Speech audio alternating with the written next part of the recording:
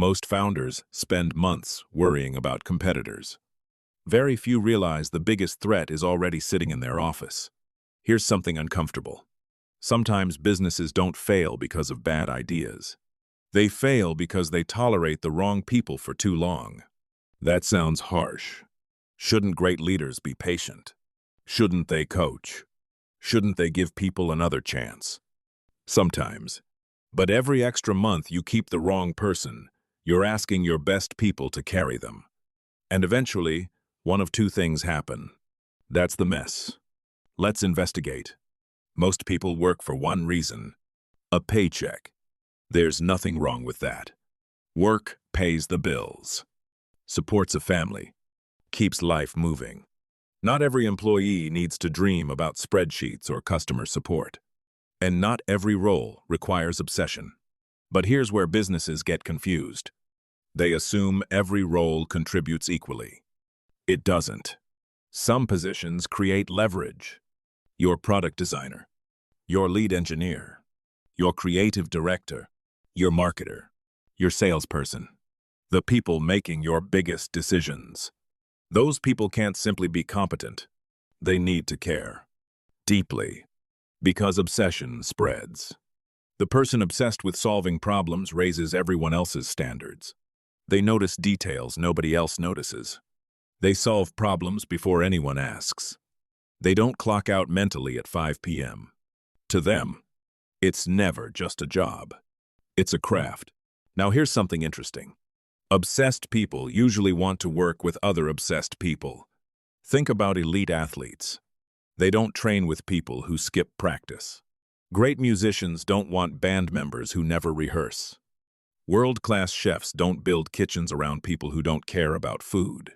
High performers naturally search for high performers, which creates a difficult question. What happens when you mix them with average performers? Most leaders think excellence is contagious. Sometimes, average is stronger. Put one A player into a team full of C players, and one of two things happens. They leave, or they slowly become a C player themselves. Because culture is simply the behavior your team learns to accept. Energy spreads. Standards spread. Complacency spreads. This is why hiring is only half the battle. The other half is protecting your culture. Every business eventually hires someone who isn't the right fit. That's normal. The mistake isn't hiring them. The mistake is refusing to admit it. Keeping someone who's consistently underperforming doesn't only affect their work. It quietly tells everyone else what your standards really are. Here's another angle. Some employees won't become exceptional. Not because they're incompetent people, because they're in the wrong environment. Someone who's average in a Formula One team might become exceptional somewhere else. And that's okay. Not every business needs Olympic-level performance.